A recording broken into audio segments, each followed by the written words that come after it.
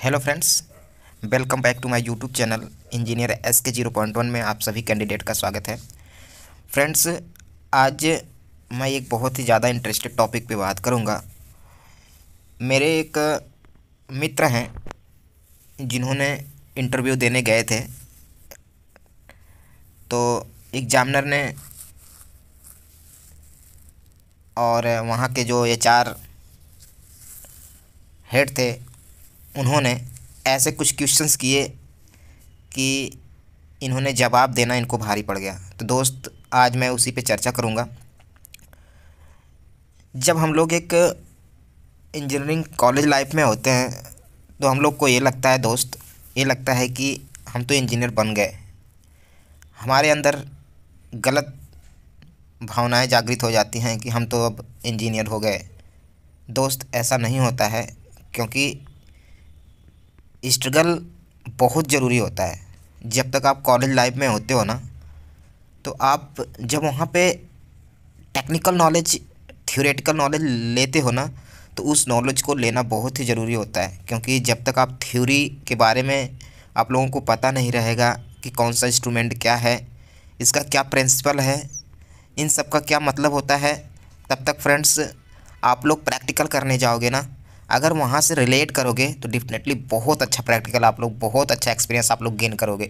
अगर आप लोग थ्योरी आप लोगों की बेटर नहीं है, थ्योरी के बारे में आप लोग नहीं जानते हो, तो जान लीजिए कि बहुत ही ज़्यादा प्रॉब्लम बढ़ने वाली है। क्योंकि आप जिस मुकाम पे जाना चाहते हो, जिसको आप प्राप्त करना चाहते हो, डेफिनेटली वो आपका करियर बर्बाद कर देगा अगर आप लोगों को जानकारी नहीं है तो। ठीक है, तो आज इन्हीं सब के बारे में हम रिलेट करके चर्चा करेंगे कि हमारे कुछ ऐसे डिप्लोमा इंजीनियर्स हैं या बीटेक इंजीनियर्स हैं जिनको मैकेनिकल के बारे में खासकर मैं बात करूंगा। ठीक है, और यहाँ पे जो भी कैंडिडेट पढ़ रहे होते हैं, स्टडी कर रहे होते हैं, ठीक है, और फ्यूचर के इंजीनियर्स बनने के लिए सोच रहे होते हैं, तो मैं बता दूं कि डिप्लोमा में, बीटेक में कुछ ऐसे सब्जेक्ट होते हैं जिनका अध्ययन बहुत ही अच्छे से करना चाहिए।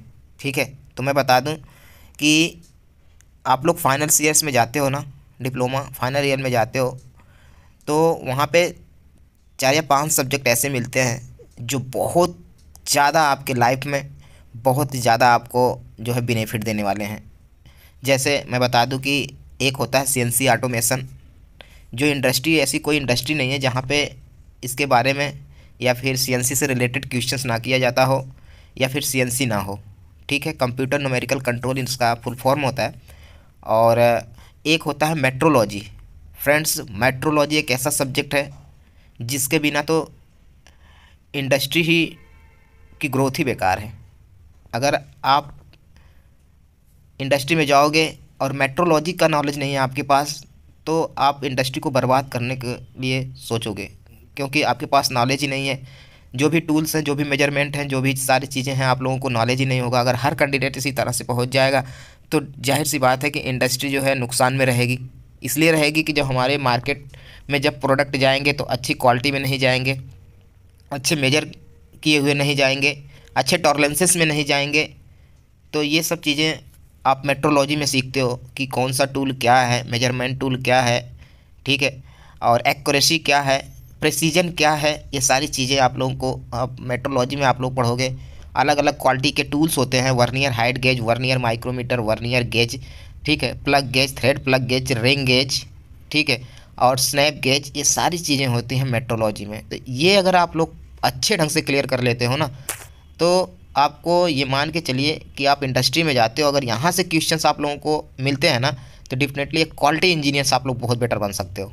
ठीक है, तो हम इसी के बारे में हम बता दें कि देखिए ये आप लोगों के सामने है, ठीक है, कुछ मेट्रोलॉजी। ठीक है, तो इसका मतलब ही होता है कि माप की है। ठीक है, लॉजी का अर्थ होता है अध्ययन करना, मेट्रो का अर्थ होता है कि मेजर। ठीक है, तो दोस्त, मेट्रोलॉजी एक ऐसा सब्जेक्ट है जिसके बारे में बहुत, हर लोग तो उसको अध्ययन करते हैं पर जानते बहुत कम लोग हैं। क्योंकि वहाँ पे जब हम लोग स्टडी करने होते हैं ना, तो बस ऐसा ही लगता है कि अरे यार, किसी तरह से ये घंटे का जो वेल है, जो घंटी है, जो हम लोगों का पीरियड चलता है, मतलब एक वन हावर्स का या 45 मिनट्स का, तो कैसे निकल जाए। तो ऐसा जो करते हैं ना, डेफिनेटली उनको बहुत ज़्यादा दिक्कत का सामना करना पड़ सकता है आगे चल के। ठीक है, तो ये आप लोगों के सामने जो वर्नियर कैलिपर्स दिखाया गया है ये डिजिटल वर्नियर कैलिपर्स है, क्योंकि इंडस्ट्री में जो है आप लोगों को डिजिटल ही वर्नियर कैलिपर्स देखने को मिलेगा। ठीक है, क्योंकि इंडस्ट्री में जो इंडस्ट्री काम करती है वो बहुत ही एक्यूरेसी पे काम करती है फ्रेंड्स। ठीक है, और इसका जो वेयरिंग आप लोग देख रहे हो, इसका इंटरनल डायमीटर ये मेजर करने की कोशिश कर रहा है। ठीक है, तो वर्नियर कैलिपर्स के कुछ पार्ट होते हैं, वर्नियर कैलिपर्स के कुछ लिस्ट अकाउंट होते हैं, वर्नियर कैलिपर्स का क्या प्रिंसिपल होता है, वर्नियर कैलिपर्स के साइंटिस्ट का क्या नाम था, ये सारी चीज़ें आप लोगों को आनी चाहिए।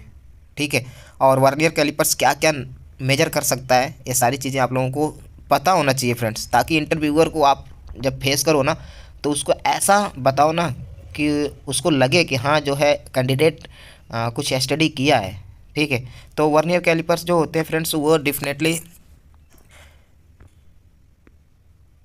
ये फ्रेंड्स मैं बता दूं कि ये बियरिंग का आउटर डायामीटर है, ये इनर डायामीटर है, और इसके बीच में जो बॉल्स लगी हो बॉल्स है और केज है फ्रेंड्स ये। ठीक है, इसमें हमारा बॉल्स जाके फिट होता है। ठीक है, और इसका जो बेयरिंग का जो आउटर डायामीटर है ये जो है फ्रेंड्स कभी भी रोटेट नहीं करता है, ध्यान देना इस बात को, क्योंकि कभी कभी इंटरव्यू ये भी पूछ लेता है कि बेयरिंग का इनर डायमीटर रोटेट करता है या फिर आउटर डायमीटर रोटेट करता है। तो मैं बता दूं कि जो सॉफ्ट की जगह होती है इनर डायमीटर, क्योंकि इनर डायमीटर आप लोगों का रोटेट करता है। ठीक है, तो चलिए हम इसके बारे में भी आप लोग को मैंने बता दिया थोड़ा सा। ठीक है, अब ध्यान से वीडियो को देखेंगे फ्रेंड्स, वीडियो लंबी हो रही है, इससे आपको कोई लेना देना नहीं है।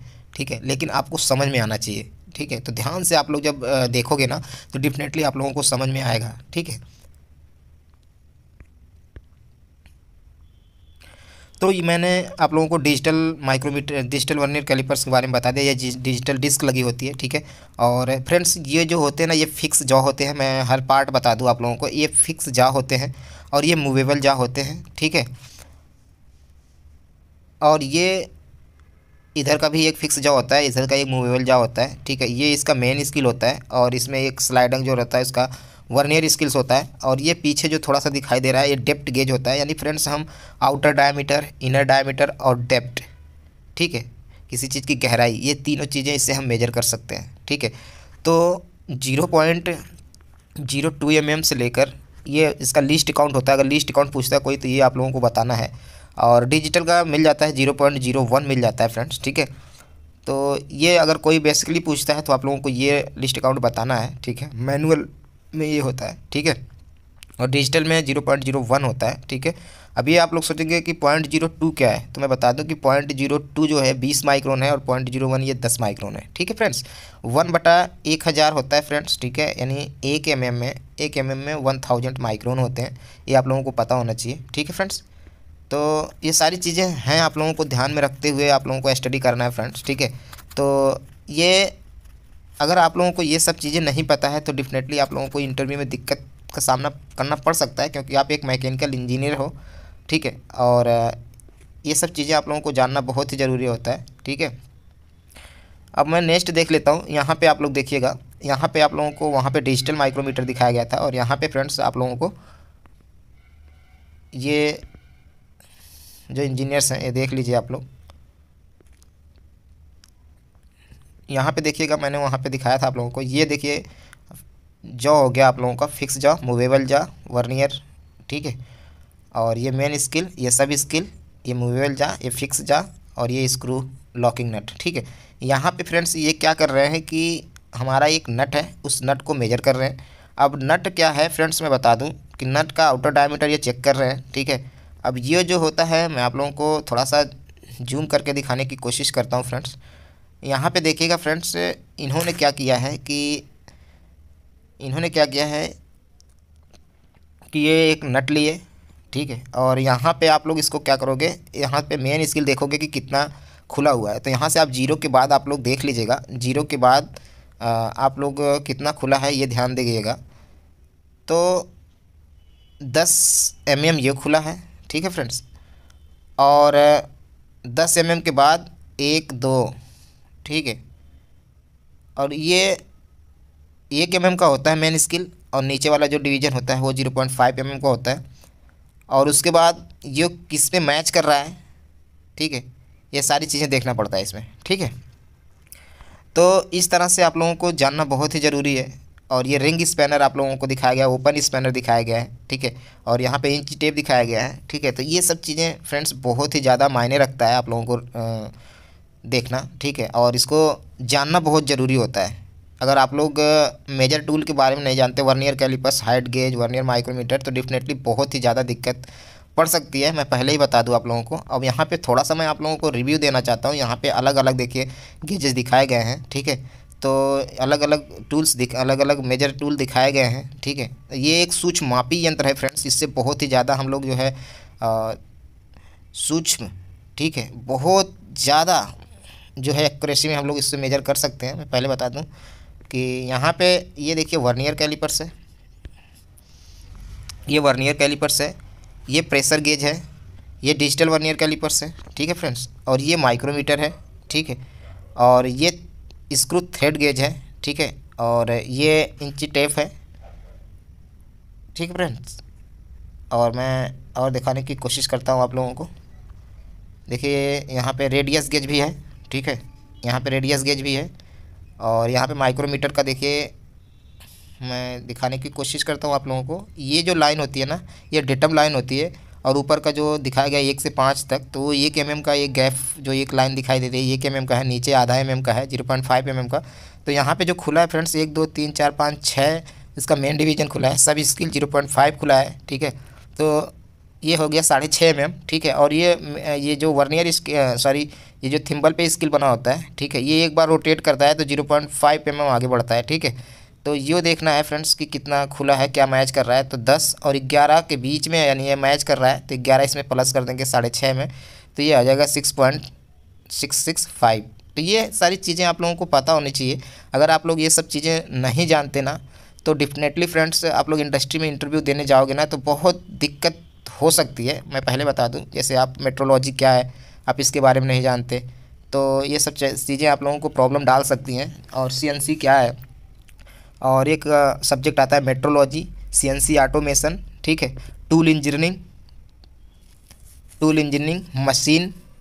मशीन ऑफ थ्योरी, ये सब चीज़ें। और ये आता है फ्रेंड्स आप लोगों का जो वर्कशॉप टेक्नोलॉजी, ये भी बहुत ही ज़्यादा इम्पॉर्टेंट सब्जेक्ट बन जाता है, वर्कशॉप टेक्नोलॉजी, ठीक है। तो ये वर्कशॉप टेक्नोलॉजी में फ्रेंड्स जो भी चीज़ें प्रैक्टिकली अध्ययन कराई जाती है ना, जैसे मैं बता दूं कि वर्कशॉप टेक्नोलॉजी में जो प्रैक्टिकली अध्ययन कराए जाते हैं, वहाँ पे जाके डिफरेंट टाइप के मशीन्स होती हैं। जैसे वहाँ पे वेल्डिंग मशीन्स आप लोगों को आर्क वेल्डिंग मिल जाएगी, स्पोर्ट वेल्डिंग मिल जाएगी, ठीक है, गैस वेल्डिंग मिल जाएगी आप लोगों को देखने को। वहाँ पे बेंच वाइस देखने को मिल जाएगी, आपको शेपर मशीन देखने को मिल जाएगी, मिलिंग मशीन देखने को मिल जाएगी, आउटसाइड जो कैलिपर्स जितने भी टूल्स होते हैं वो सब चीज़ें आप लोगों को देखने को मिल जाएगा वहाँ पे, ठीक है। तो ये सब चीज़ें प्रैक्टिकली जब तक नहीं देखोगे ना, प्रैक्टिकली जब तक नहीं करोगे ना, डेफिनेटली आप लोगों को जो है प्रॉब्लम क्रिएट हो सकती है, ठीक है। क्योंकि मैं भी जब इंटरव्यू देने गया था कई बार, कई जगह ऐसे फेस किया हूँ मैं, इसलिए अपने एक्सपीरियंस पे मैं बता रहा हूँ कि डेफिनेटली आप लोग इस पे अगर काम करोगे ना, तो आगे चल के बहुत ही अच्छा बेनिफिट आप लोगों को मिलेगा, ठीक है। तो आप लोग इस चैनल से जुड़े रहिएगा और चैनल को ज़रूर सपोर्ट कीजिए फ्रेंड्स। इसी तरह से मैं अच्छे कंटेंट आप लोगों को देता रहूँगा, ठीक है। लेकिन आप लोगों की एक रिस्पॉन्सिबिलिटी है कि आप लोग लाइक और शेयर और सब्सक्राइब ज़रूर करके रखिएगा, और अपने हर दोस्त को प्लीज़ आप लोग शेयर कीजिएगा फ्रेंड्स, ठीक है। और जैसे ही मुझे ये सब चीज़ें सुनने को मिलता है कि यहाँ से क्वेश्चंस मैं जवाब नहीं दे पाया, मुझे बहुत ही दिक्कत होती है कि हमारे फ्रेंड्स जो हैं, हमारे कैंडिडेट जो हैं, यहाँ से जवाब नहीं दे पाते। हाँ होता है, मैं भी जवाब नहीं दे पाता, लेकिन जो बेसिक चीज़ें हैं इन सब के बारे में तो दोस्त जानना बहुत ही ज़रूरी है, ठीक है। मैंने 4-5 सब्जेक्ट के बारे में बताया, अगर यहाँ से आप लोग तैयार कर लेते हो ना, तो कोई भी इंटरव्यूअर हो यार, डेफिनेटली वो जो है आप लोगों को फेल कर ही नहीं सकता, ठीक है। क्योंकि फ्रेशर कैंडिडेट जो होते हैं ना, वो यही सब वो लोग पूछते हैं। वो लोग जानना चाहते हैं कि देखिए कैंडिडेट के अंदर कुछ है या फिर ऐसे ही डिप्लोमा या बीटेक कर लिया है, ठीक है। तो एक्सपीरियंस कैंडिडेट होते हैं, उनको तो पता हो जाता है, क्योंकि इंडस्ट्री के बारे में जब इंडस्ट्री में आप लोग घुसोगे ना, तो इंडस्ट्री के लेवल को पता चलेगा, इंडस्ट्री कैसे काम करती है, सारी चीज़ें आप लोगों को गेन होगा। लेकिन इंडस्ट्री में इंटर करना बहुत ही मुश्किल है फ्रेंड्स। जब तक आप लोग एक अपने आप को टैलेंट नहीं दिखाओगे इंटरव्यूअर के सामने, तो दिक्कत हो सकती है फ्रेंड्स। तो इसलिए आप लोग ज़रूर जो है वीडियो को वॉच कीजिएगा, और चैनल पे नए हैं तो चैनल को ज़रूर सब्सक्राइब करके बेल आइकन को ओपन कर दीजिएगा। चलिए फिर मिलते हैं, तब तक के लिए फ्रेंड्स अपना ख्याल रखिएगा। जय हिंद, वंदे मातरम।